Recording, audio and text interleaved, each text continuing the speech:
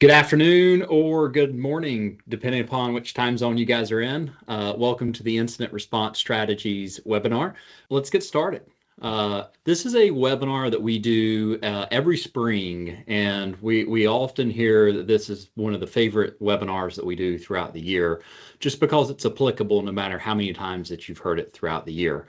The reason that we do these webinars, and specifically this webinar on incident response strategies, is purely to empower your operations to be more successful.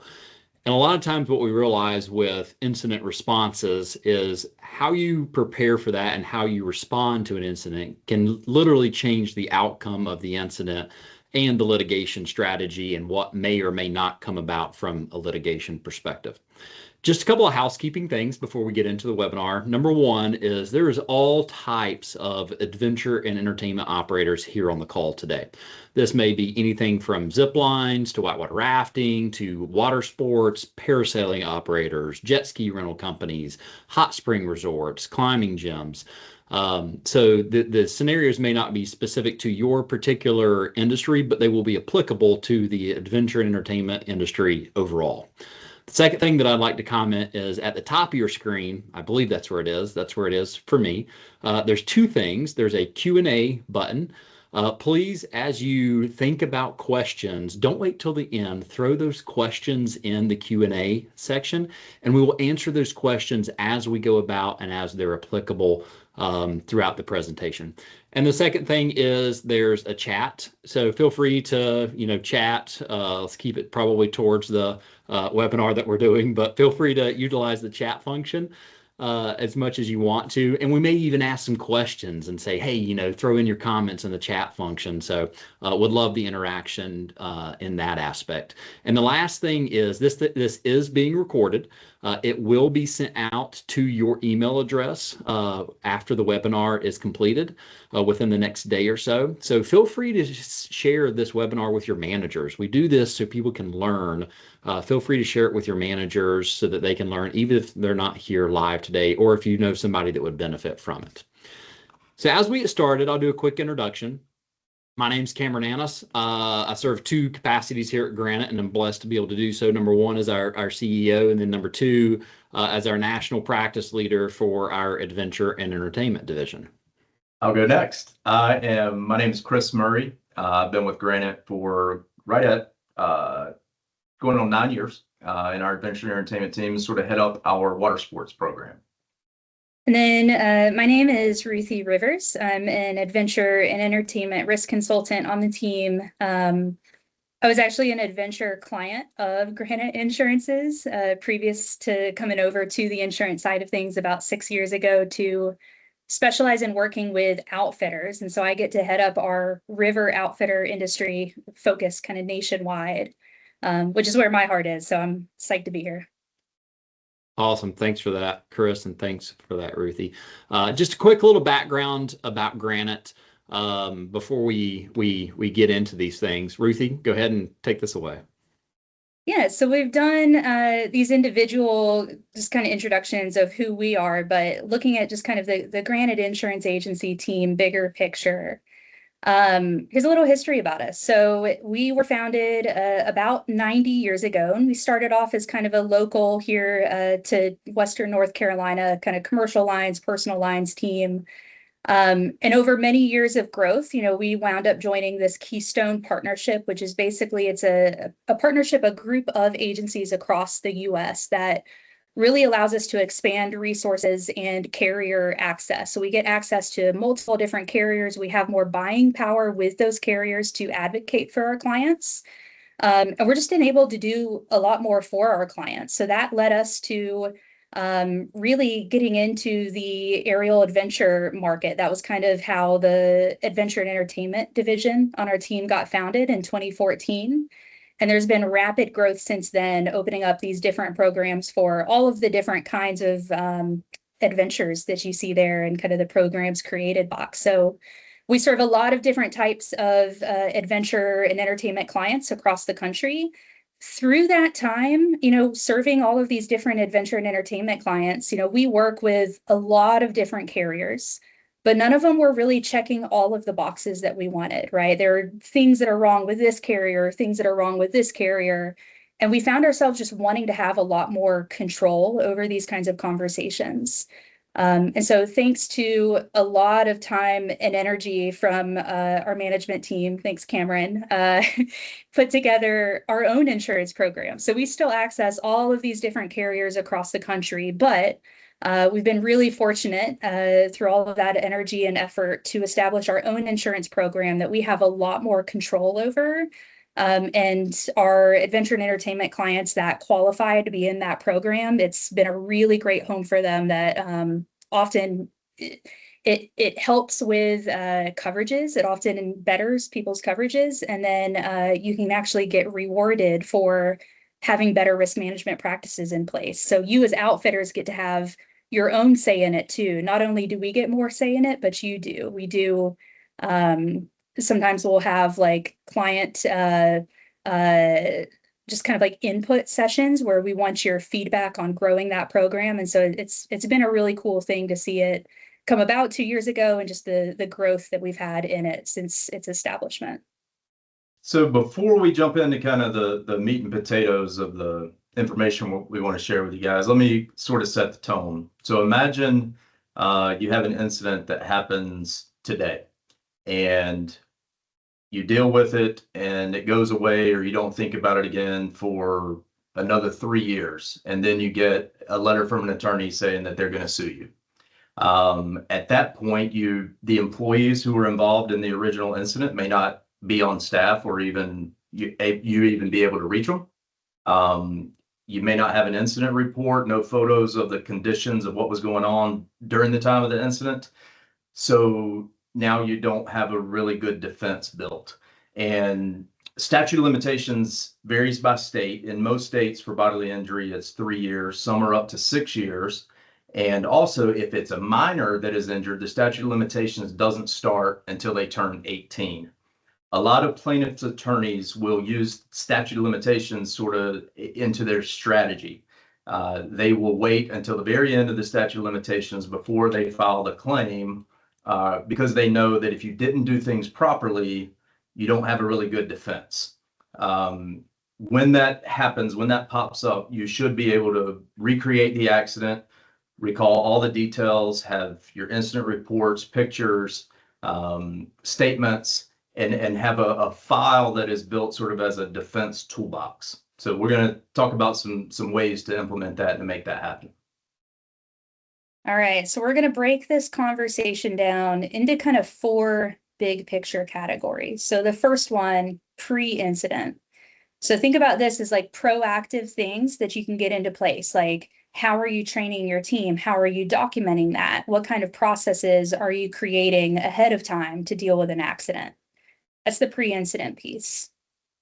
Incident response is, this is where a lot of the focus in the industry typically is, right? It's like how you and your team are actually handling things in the moment of an accident. So performing a rescue, securing medical help, managing the injured participant or their family or their friends, or managing bystanders, right? Like those are the focuses of like when you're actually dealing with the live accident. The third one is the same day kind of processes that you need to go through, filling out accident reports, filling out witness statements, basically the documentation the day of the accident. And just like Chris was saying, right, making sure that you can recall years and years down the road, potentially at the very end of that statute of limitations, making sure that you can recall how things played out. And then post-accident, the follow-up communication in the days or in the weeks kind of after the accident has occurred, where you're following up with the injured participant or with their family and having conversations, checking up on them, seeing how their recovery is coming along, that kind of stuff. So those are the 4 kind of different categories that we'll work through today, one at a time. All right, pre-incident, that first category. So the message here, if you write down one thing from this slide, it's have a plan in place before it happens, right? Don't wait until an accident occurs and then be like, oh no, what do we do now? Have a plan in place before it happens, train on that so that your team knows how to deal with these accidents and what needs to happen, who needs to be contacted, all of that, right?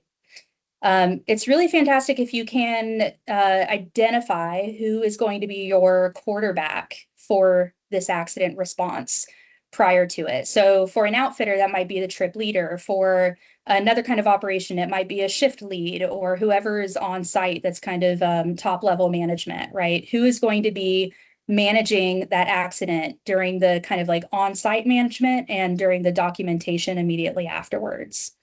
I will say sometimes the kind of quote unquote quarterback might change from what is like who is managing things on site that day versus who is managing things down the line in the after accident conversations. That might wind up being something more like a general manager reaching out to people.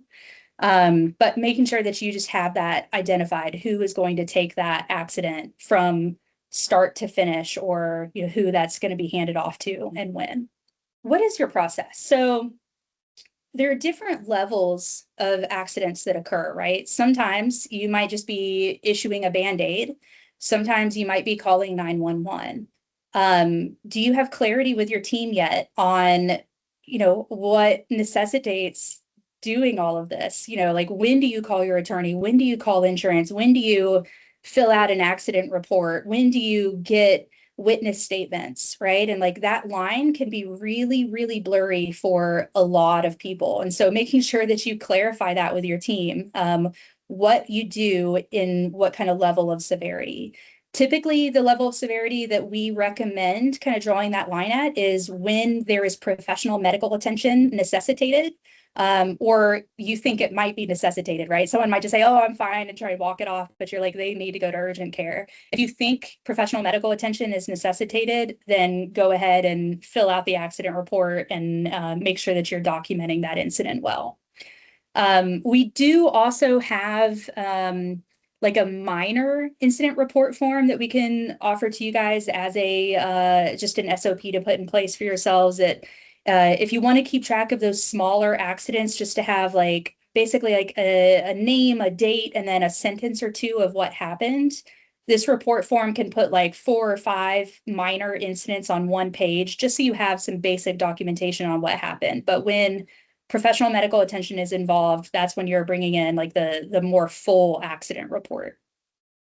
Another thing to think about is, when someone is filling out the accident report, if it's, pen and paper writing it out, does that person have legible handwriting? Again, going back to what Chris was saying, right? Like years down the road, you might be having to figure out, what happened, to break it down into detail. And if you can't read that completed accident report because the person's handwriting wasn't legible, then you're going to have a problem, right? So think about that with kind of pre-incident planning too. Making sure that that person has legible handwriting, or you have a plan in place to get someone that does, or even just putting it in a digital format where that's not something that you're worrying about.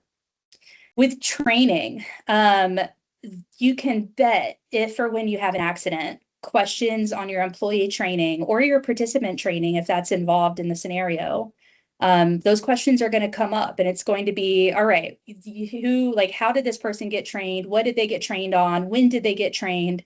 Who trained them? Sometimes it can go down a rabbit hole a little bit of, okay, this person trained that person. What qualified them to do that training, to facilitate that training, right? So, just with your pre-incident documentation, making sure that you're keeping track of all of this so that you have these answers and you aren't left in these kind of court scenarios, twiddling your thumbs, not really having an answer to give them and looking like you kind of don't have your stuff together.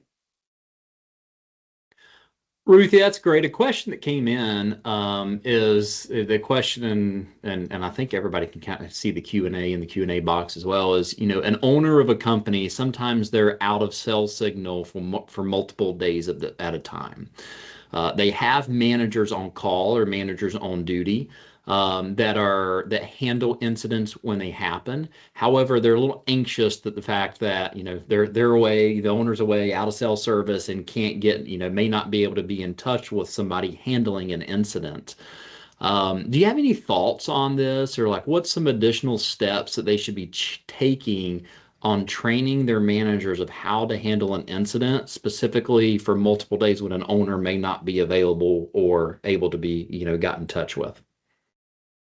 I mean, that's a great question. That's what this training is for, right? This kind of thing is preparing your team for how to step in and manage those accidents. And I will say, we'll kind of get to this in a little bit too, but sometimes there can even be a benefit to someone other than the owner having some of these conversations, because you're a little bit further removed. You have kind of a safety net when you get a difficult question. So if you get a really difficult question that you're not prepared to answer, you can say, I'm going to have to consult our owner on that. And you have a little bit of separation there. So sometimes that can be a good thing, but making sure, like, if they are not, those managers, if they are not on this call, just like Cameron was saying at the beginning of this is being recorded, and make sure that it's passed along to them. And then if they have questions or want to reach out, I mean, we are available to have those conversations and be a resource to you moving forward as well. Mm-hmm. Yeah, the two things, that's great, Ruthie. And if you kind of nail it down to two buckets that I would focus on that training with them are, number one is documentation. Like, they need to know what to document and what not to document, and how to say it and how not to say it. That's something which we cover here and we will cover here, but that's something that is critical to them. And number two, the training they need is how to handle difficult questions. When they get questions of, "Oh, your insurance is going to pay for this, right?" Or, "You're going to be hearing from my attorney." Like, how do you deal with that conflict, and how do you deal with those difficult questions? And we'll also touch on that. So thank you for that, Ruthie. That was great. Kim, do you want to address, there's another question in there about a minor. Do you want to take a stab at that before we go to the next slide? Yeah, I did not see the new post. There's actually a couple questions here. Murray, do you want to kind of moderate that if you've already read it?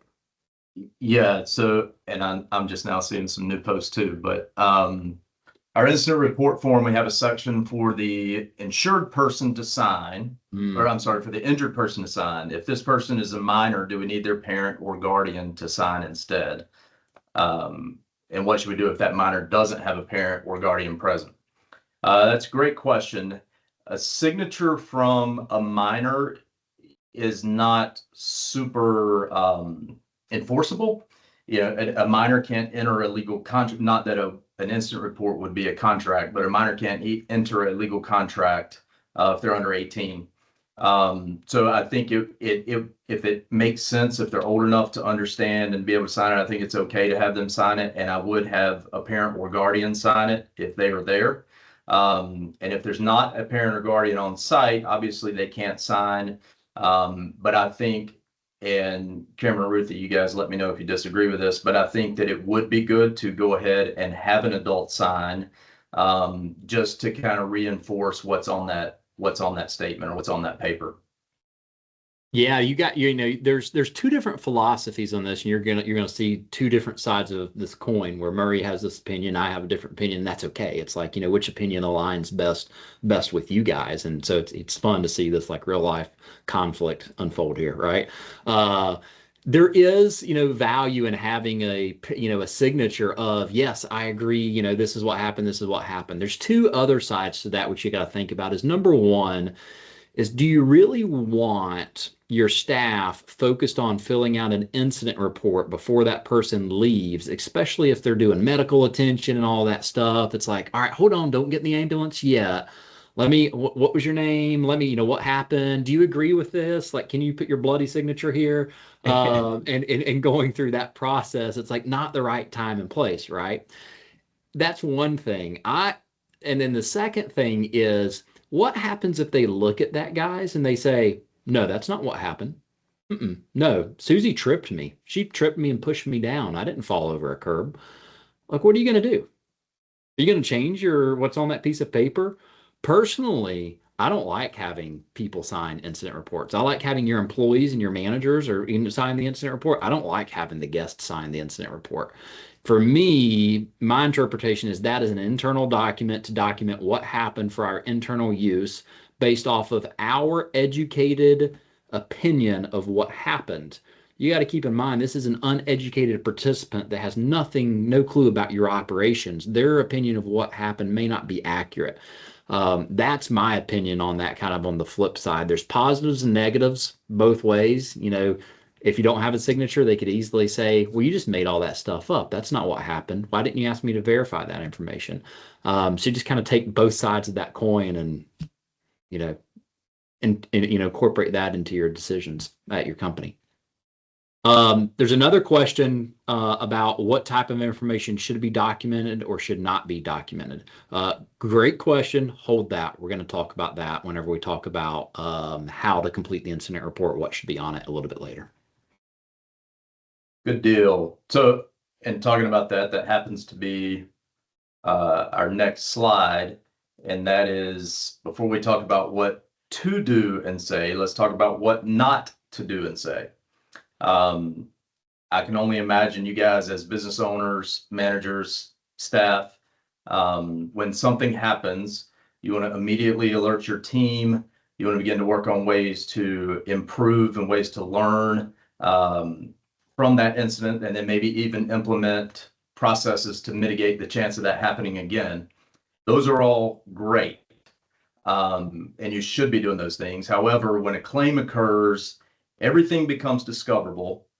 So you want to be intentional about what you put in writing. So to that point, excuse me, Cameron talked about the incident report, and I think we'll dive into that a little bit more about what to put on there and not to put on there. But I want to talk about text and emails.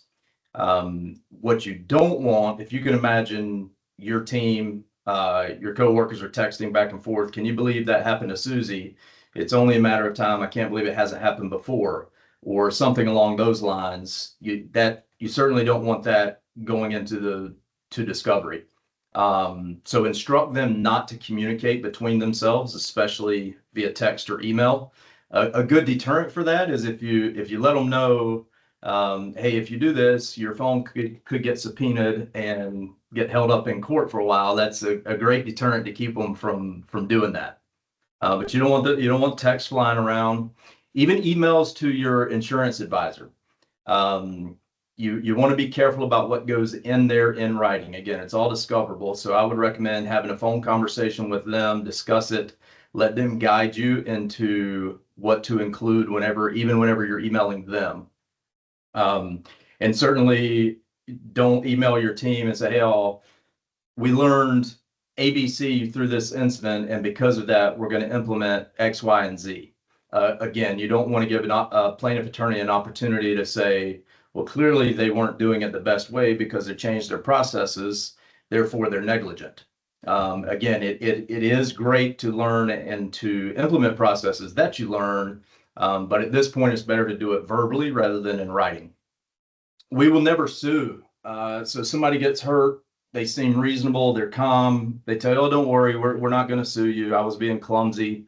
Don't let your guard down there. If you can imagine that person, maybe they get home, they get talking to their family. Maybe they read a billboard from an attorney on their way home. Medical bills start to pile up, and then all of a sudden they change that song that they were singing. And then again, years down the road, a suit shows up. So don't let your guard down when you hear, oh, don't worry about it. It was our fault. We're not going to sue you. Still go through your incident reporting process and witness statements and the things that we're talking about here so that you've got that defense toolbox built down the road.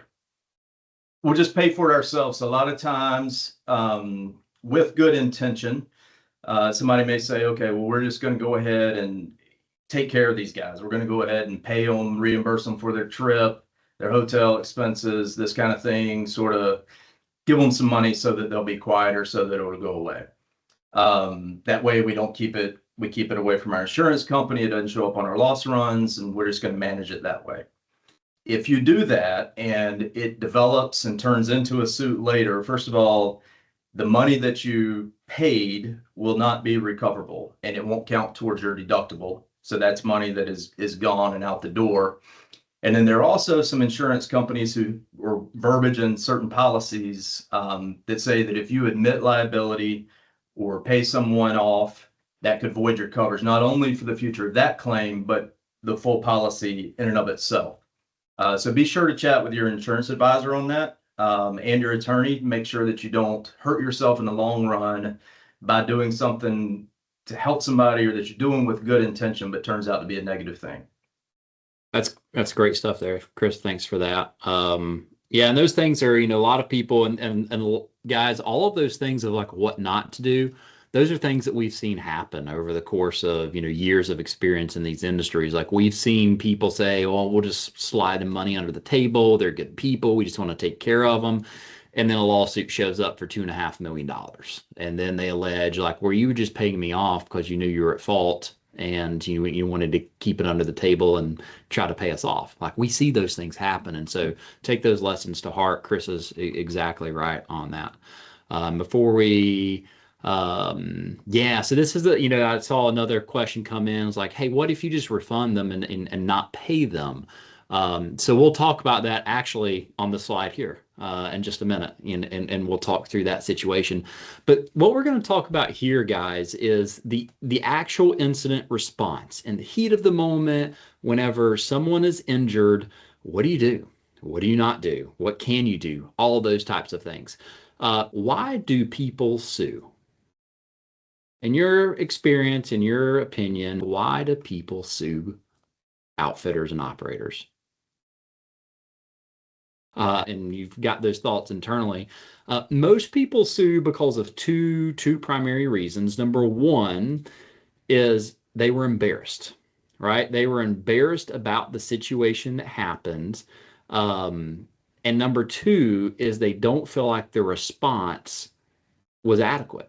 They don't feel like you cared about them. They don't feel like, if you were injured, they felt like you kind of just didn't care about them, didn't take care of them, didn't offer them assistance. You were more concerned about legally how this was going to look rather than taking care of them as an individual.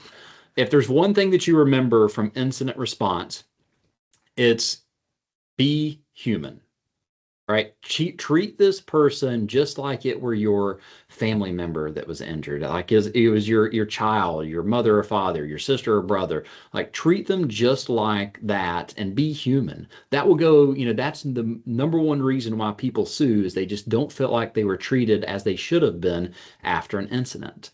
And we're going to talk through a couple of things about what that means and what that looks like. But one of the other questions that we get a lot of times is medical attention. Man, how much medical attention am I able to give them? Incident happens, and let's say, I'm just trying to help. I want to give them, medical attention, help them out, things of that nature.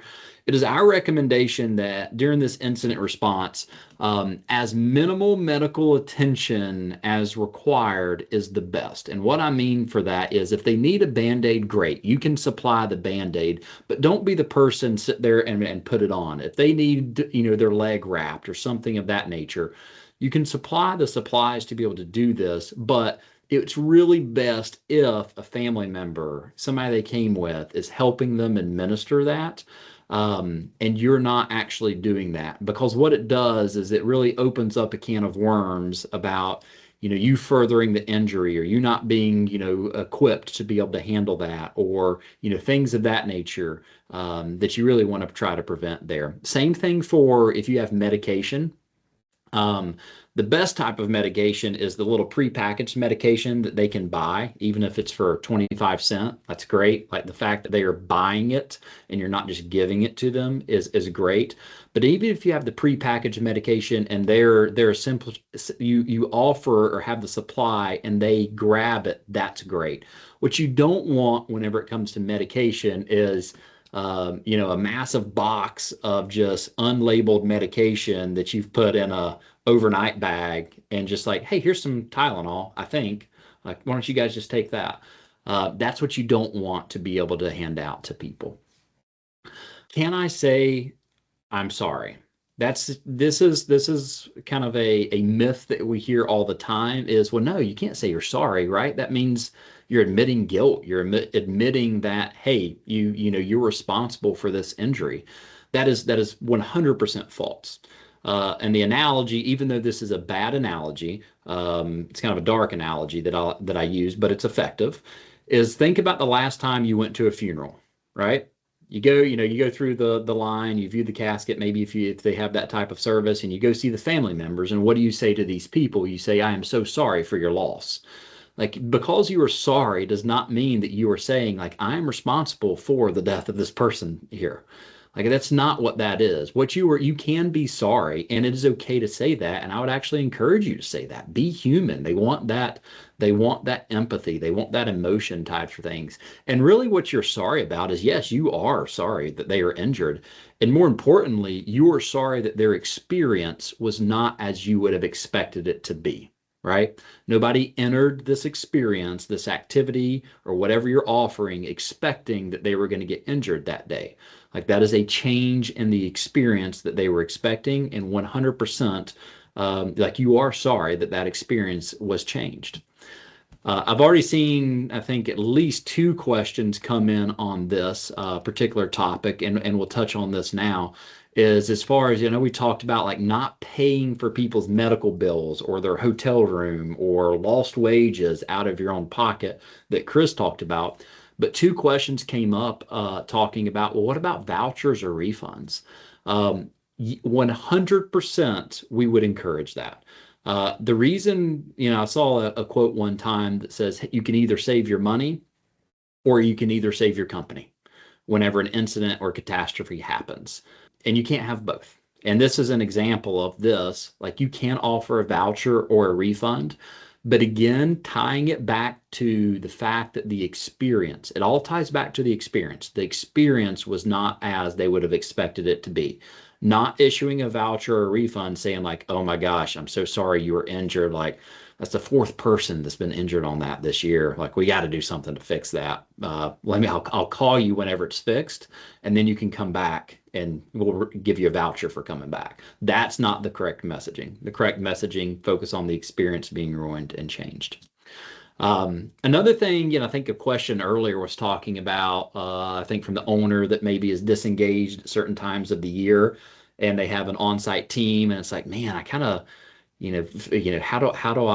I'm anxious, and what training should they have? The second thing that I mentioned in that was, how do you deal with questions that are awkward questions that are just like, man, I don't know. For example, you have insurance for this, right? Or you're going to be hearing from my attorney. In the incident response stage, what we find so often is that people act very irate, not like their normal self. And so I asked myself, I'm like, why does that happen? And I think it boils down to one thing. I think it's because they're embarrassed, right? Whenever people act irate, they are embarrassed. They're there with a bachelor party on a zipline tour, and they were the one guy that was trying to show off, and they got injured while doing it. And all of you guys are like, yep, we've had that bachelor party. And they were the one injured, and they ruined the whole trip for the whole group of guys. And so what does the guy do? He acts irate, and he says, oh, you're going to be hearing from my attorney. We're going to sue you guys for millions of dollars. This shouldn't have happened, because they're embarrassed that they were the one to ruin the experience. What I would encourage you to do in the incident response whenever that happens is do not feed into that. And honestly, don't even really acknowledge it or try to answer it. Deflect, defer. You have insurance for this, right? Is the question. It's like, man, that's a great question. Let me check with the owner and we'll get back to you. We're going to be hearing from my attorney. Okay, well, let me get you in touch with the owner, and then we can chat about that at that point in time. Deflect. Even if you're a senior level executive, you can still deflect to somebody, right? Even if you're the owner giving the tour, you can still deflect. Well, that's a great question. Honestly, I have no clue. My management team handles a lot of that. Let me group up with them and we'll get back in touch with you. What that allows it to do is, number one is time for the situation to cool down. And that's really what we want here, is time to pass for the situation to cool down and that person to cool down. A lot of times, and we'll talk about this later as far as like post-incident calls, you'll have a call that happens the next day and you'll hear from the participant or the guest, like, I am so sorry for how I reacted yesterday. Like, I was embarrassed, didn't know what to do. And I was a hole to your staff. Like, and I'm sorry for that. So time for that to cool down is really what we're looking for there. So that's a little bit about the incident response. In the moment, what we do, we're going to talk next about like incident reports and witness statements and things like that. Let's check to see if there's any questions on actual incident response, what you can or cannot do in the incident. Ruthie, Chris, anything you guys would add to incident response?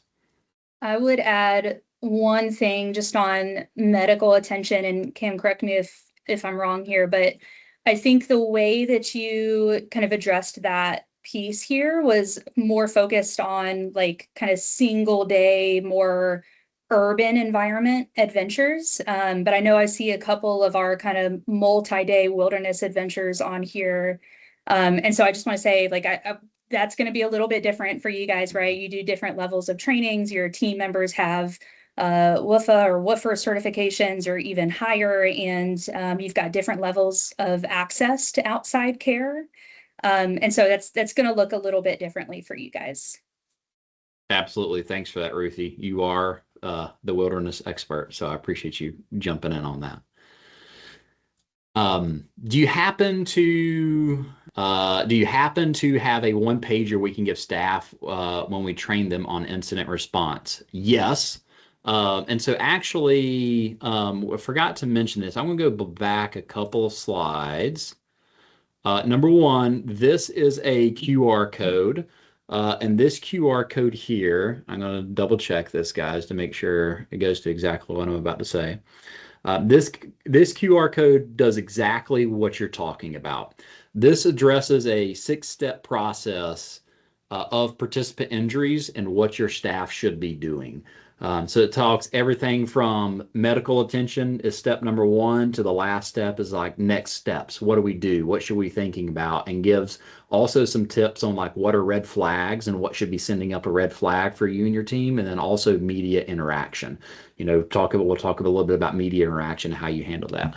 So there's the QR code for that. You should be able to scan it, utilize it to your operation. And it's a great one-page document. Great question. Thank you. All right.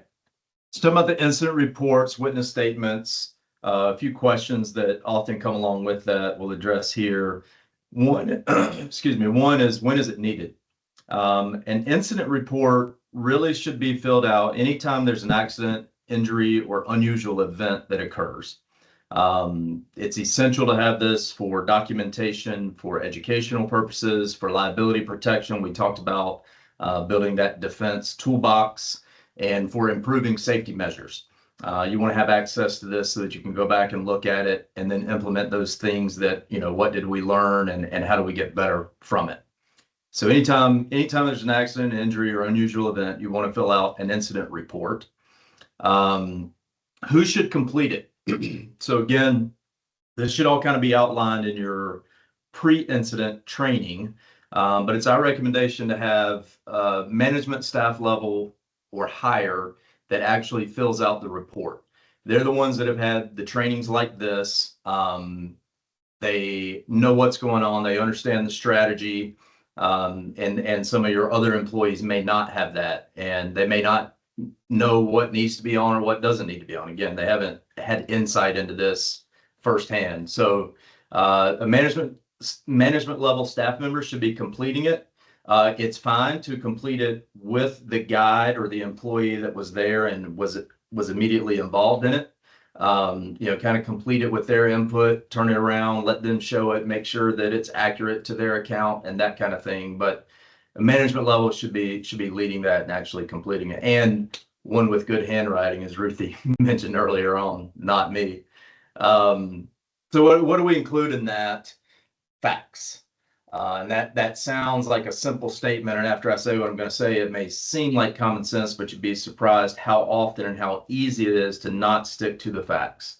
You want to avoid opinions and assumptions or speculation. And I'll give you an example.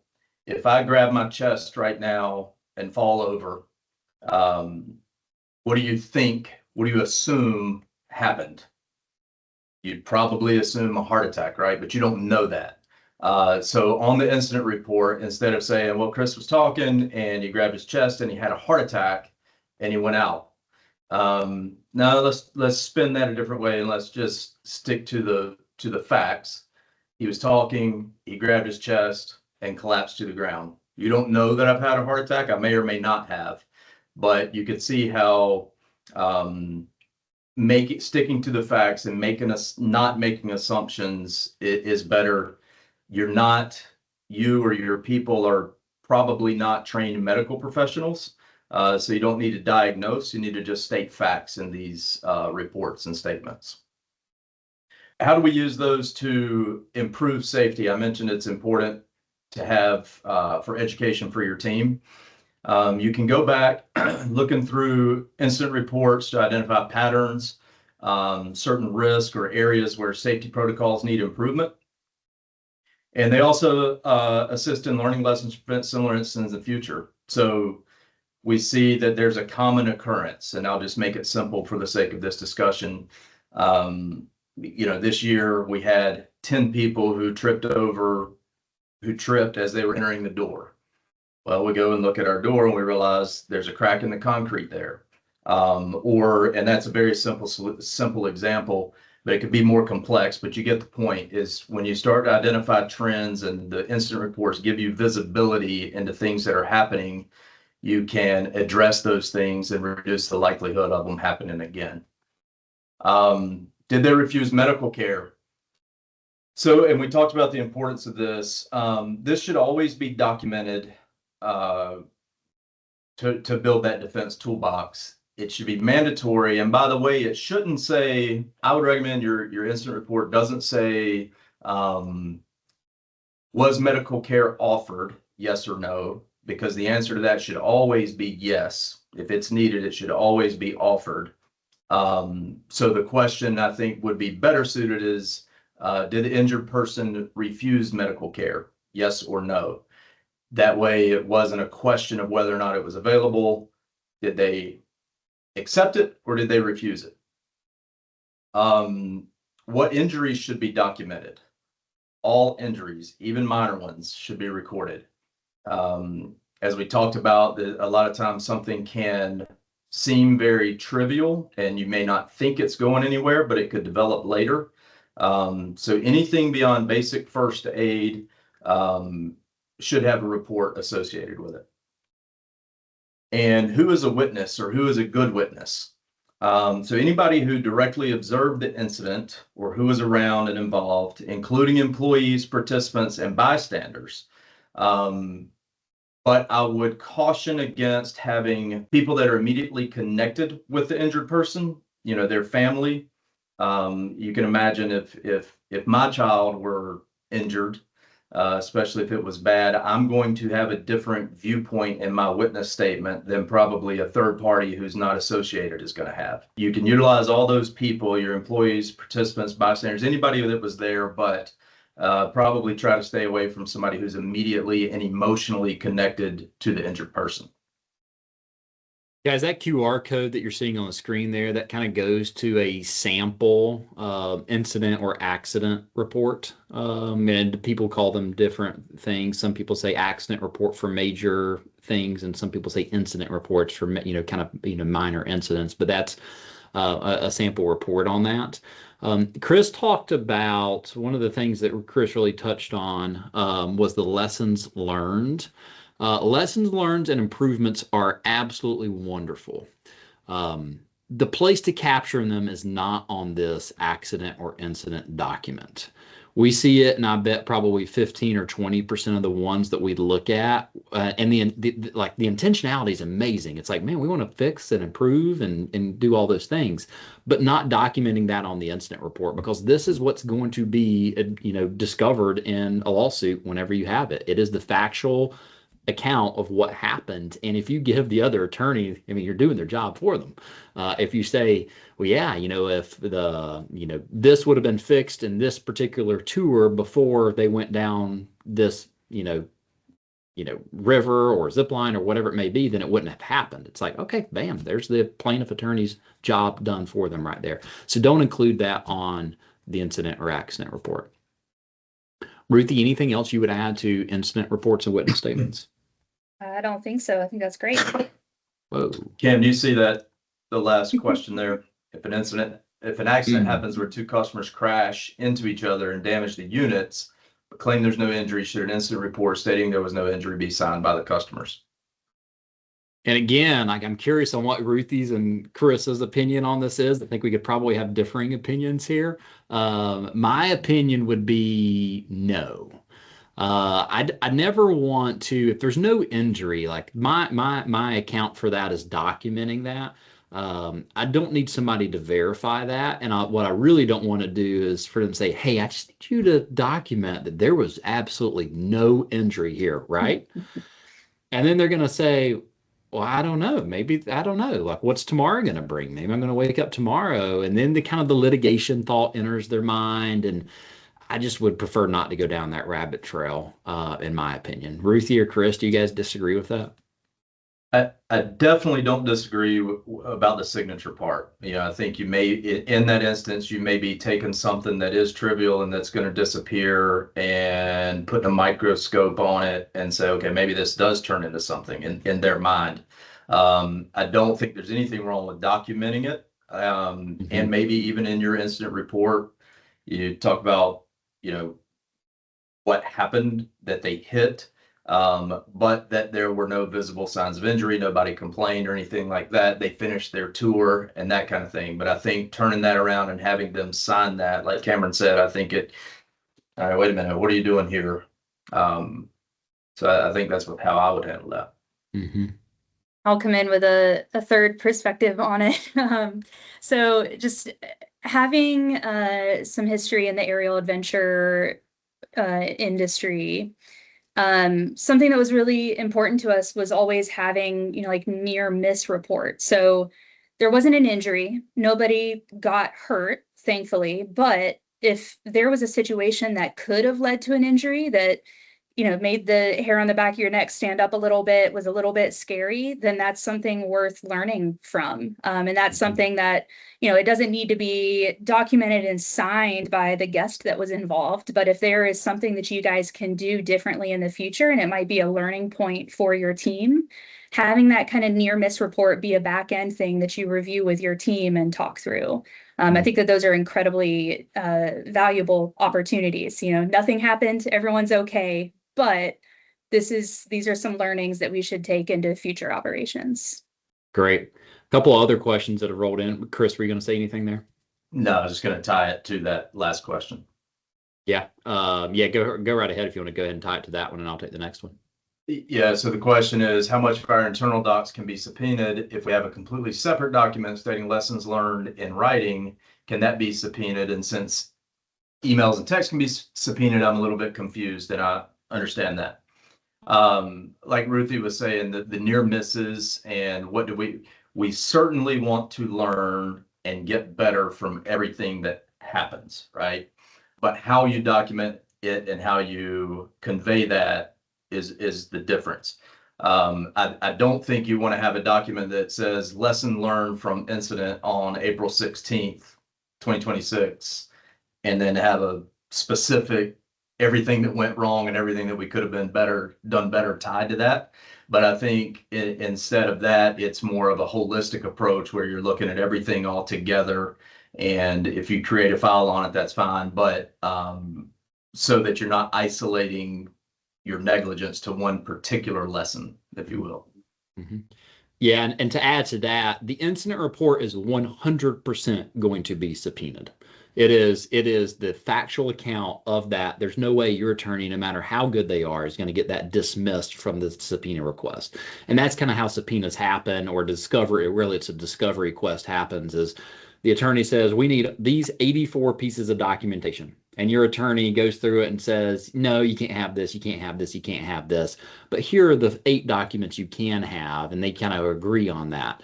The fact, that this lessons learned document is more comprehensive and it is not specific to this incident, makes it almost inadmissible. And your attorney, a good attorney, should be able to get that dismissed and say, you don't need to see that. The last question so far that's rolled in, not the last question, but the next question that's rolled in so far is someone needs an incident report because they're there as a part of their job, maybe a group outing for a company, something of that nature, and they need to file workers' compensation. Can you release that? Yes, 100% you can release that. That's fine. But again, back to Chris's point, that's why it matters that a manager or somebody equipped and trained has filled out that report, and make sure it is the final version of that report and it says what you want to say. Because once it's released to somebody, like that is the final version of that report. So good to go there if that's requested. All right, so we've got accident reports done. We've got any witness statements done. What are the next steps after the accident? And really this one, this first bullet point, this is kind of, it could go on the previous slide as well. Really, like this is something, the notify piece that should be done by what we call the sundown rule, before the sun sets on that day of the accident. So, making sure your attorney is aware if it's a severe accident, looping them into it, and then your insurance representative as well. And then let your attorney kind of guide the conversation from there as necessary. So the debriefing of team members, we've talked about that a little bit as well. A verbal setting is going to be the best place to do this so that you're not sending out emails, sending out texts, whatever, that are detailing the lessons learned and the incident details, anything like that. Do this in a verbal setting. And again, if it's a very severe accident, have your attorney present for that if possible. That will trigger client attorney coverage or client attorney privilege. And they can just kind of guide the conversation with your team members and make sure that your team members are coming out of there in kind of the right frame of mind, where things aren't going to be shared that could be potentially detrimental to your business later on. Some of our industry attorneys, I hear stories all the time of a really severe accident happening, and they drop everything and fly directly in to be able to do this debrief with the team at the next day or something. So definitely involve your attorneys in those more severe accidents. We've talked a little bit about the quarterback and just kind of after the accident, how their conversations with people will be going. But as Cameron touched on, have that quarterback show compassion, first of all. Like that's kind of the biggest thing that they want to reach out and just be human, connect with the injured participant or their family, and just, check in and see how they're doing. Just, see them as a human being, not as a potential lawsuit first. We've talked about refunds a little bit. Consider refunding their adventure, or at least, offering them a complimentary future visit, kind of as a sign, as an act of goodwill. This is a good opportunity to understand how the person is recovering or the extent of their injuries. So, when we talked about completing the accident report earlier, it's only using the facts that we had available at that point, right? So maybe once we talk to somebody and we know the extent of their injuries, you're pulling that accident report back out, adding a date, adding a note to it and saying, hey, I talked to this person this date, learned this additional information. So adding those additional notes, documenting those follow-ups after the accident are important as well. And this is a really great opportunity also just to understand the temperature of the conversation. If you are talking with them and everyone is relaxed and they're, answering your questions, they're saying, I'm so sorry, this feels silly, I can't believe this happened, or whatever, that's one thing. But if they are saying like, hey, I think this is your fault, I don't have medical insurance, how am I going to pay for this? Or what can you do for me here? How are you going to pay for this? If you're starting to kind of read a warmer temperature on that conversation, then things need to be dealt with a little bit differently. You need to, again, loop in your attorney, update your attorney, and update your insurance representative on that conversation as well. There may be some options that you have to offer them or to kind of proactively deal with that conversation.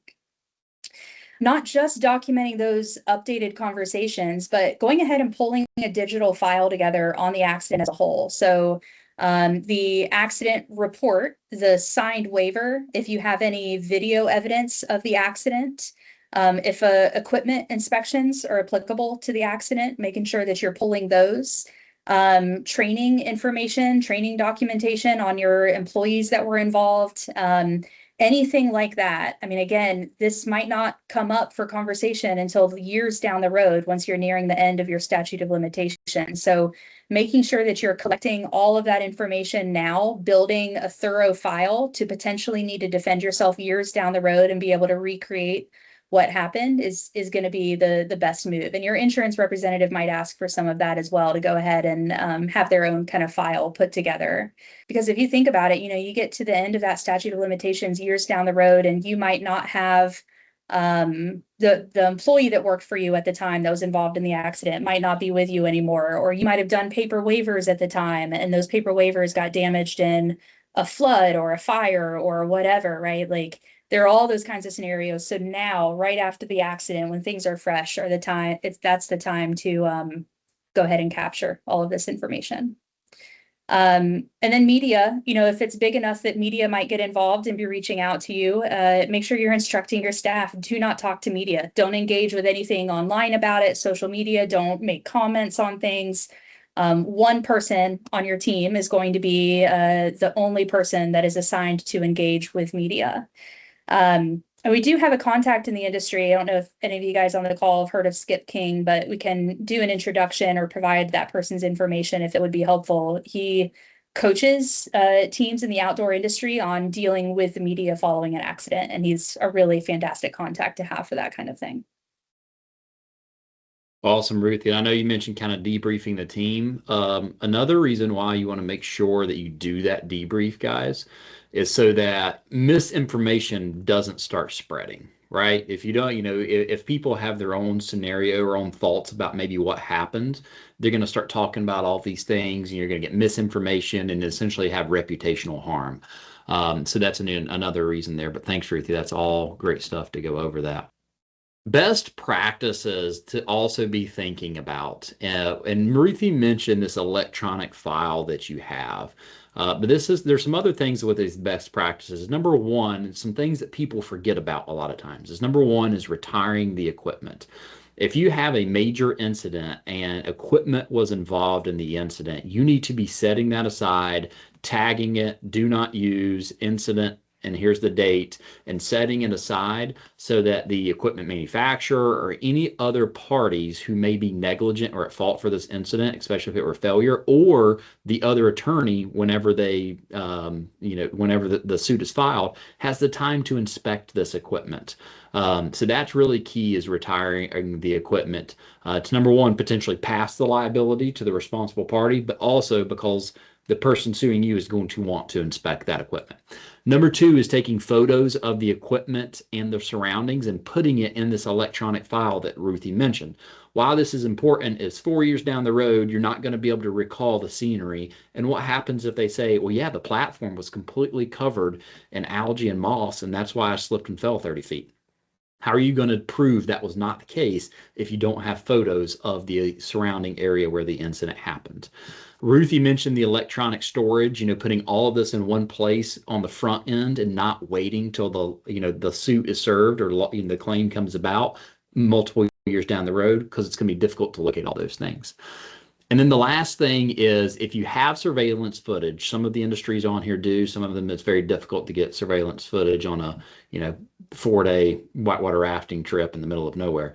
But make sure it is a part of your process to pull that footage when you get the incident report, because all of your surveillance cameras overwrite each other. A lot of them it's 2 weeks, 3 weeks. By the time you get the lawsuit, it's going to be gone. You're not going to have that footage anymore. So make sure it's a part of your process. Hey, I got the incident report. Go and pull in the video footage, pull it in the file. Here we go, in case something happens. Make sure, I know we're running up on time here, guys. I know we'll touch on a couple of additional questions. But what I'll say is there's the contact information for all of us if you want to reach out, but let's touch on these additional questions. Chris or Ruthie, have any of you read those questions that can facilitate that? The question is, I've been instructed to attach a group photo to the incident report to ensure that the correct raft by number is retired. Is that accurate? I don't think it's wrong to do that. That is probably documented somewhere. If it's not, that's a great way to document it, but it is important to make sure that you do have the correct raft or any other piece of equipment if that's the case, whether that's through a photo or through some other sort of documentation. And Chris, that's a great point to also prove that, hey, this is the raft that they were in, and like, oh, we didn't pull a random raft because nothing was wrong with it, and that's the one that we said we retired. Kind of gets rid of that argument too, so that's good. All right, a couple other questions, guys. Quick question on waivers and minors. What's your take on this scenario? A child comes to a park for a friend's birthday party, and the friend's parent signs the waiver claiming authority. Park has a waiver on file. Everybody's been through this scenario. The child comes back a week later, system shows it on file, gets hurt, and the actual parents point out they never signed anything. The friend who signed can argue they only consented to that one visit. How should parks be handling this? So this is everybody deals with this, whether it's school trips and the chaperone signing, the camp counselor, or whatever it may be. That waiver is completely not valid. There's two people that can sign on behalf of a minor legally. Think this is a legal contract that is forfeiting the rights of a kid or a minor. A friend cannot forfeit the legal rights. A parent can do that, or, and this is in quotations, a legal guardian. What a legal guardian is, and this is misinterpreted throughout, a lot of people, a legal guardianship can only be appointed by a court system. It's not somebody just hanging out and watching your kid. That's not a legal guardian. Those are the only two ways that somebody can sign a waiver. And so, yes, it is a logistical nightmare whenever a camp shows up and they're like, hey, we didn't make reservations. We've got 30 people here and we want to go on this activity. And it's like, man, I hate it, but like, you got to facilitate waivers signed by the parents. Here's a QR code, send it to them, or here's the link to the waiver. You can send it to them, but that's legally the only way for that. And hopefully that helps answer that question. I find when you add those words on it, are you a parent or are you a court-appointed legal guardian? That can kind of scare them well enough. And if they are insisting on something, I mean, you let them know, like, you are taking responsibility for this. If something were to happen, this responsibility would go back on you in the court system because you are attesting. There's often a sentence in the waiver that says, I am the parent or court-appointed legal guardian. And yeah, I mean, that's the beauty of all of these just digital waiver systems that exist now. I mean, I've had parents in another country be able to fill it out via text on their phone within 5 minutes. It's so easy now. Great. Thanks, Ruthie.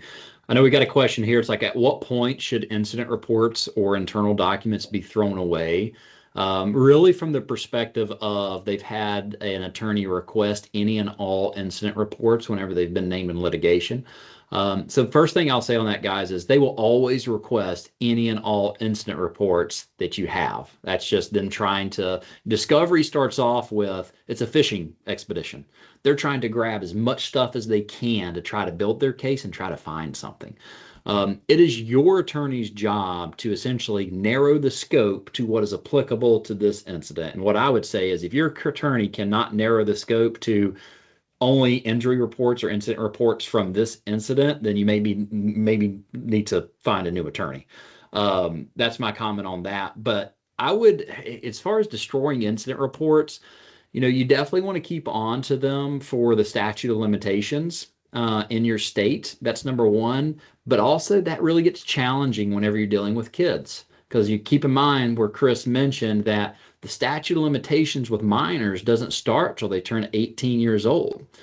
And so the question is, do you have a system to track all of that? Do you have a system that says, all right, this person visited our park at 10 years old, and we have a 3-year statute of limitations, which means I need to hang on to it from 10 to 18. That's 8 years plus another 3 years. So I can destroy it 11 years past the date whenever they came to the park. And do you have that type of tracking mechanism? A lot of people don't. And so it's just, well, we'll keep on to them for, the maximum period. Whatever that be, the minimum age to 18 plus the statute of limitations. That would kind of be the maximum equation that you could use there. Ruthie, Chris, any other comments before we wrap up? I would just say, this is a lot of information that you are not going to just implement on the fly when something happens. So what our intent is to give you this information to help you be forward-thinking and get all this stuff in place, your process and procedures, so that when it goes down, everybody knows what to do. Thanks for that, Chris. Ruthie, anything from you? Just reach out to us with additional questions. We can continue the conversation and provide guidance, provide resources. So if you're finding yourself left with questions, or you're sitting on things and, you know, tomorrow or next week you come up with something, just reach out and we can talk it through. But thanks for that. Generally, I know everyone's beginning their seasons right now. So, you know, good luck. Have a fantastic season and hopefully a safe season. And thank you guys, everybody on the call, for allowing us to be a part of your operations. We love the industries we operate in. We're passionate about us and are passionate about them. So thanks for allowing us to be a part. Cheers, guys, and have a great rest of your day. See ya.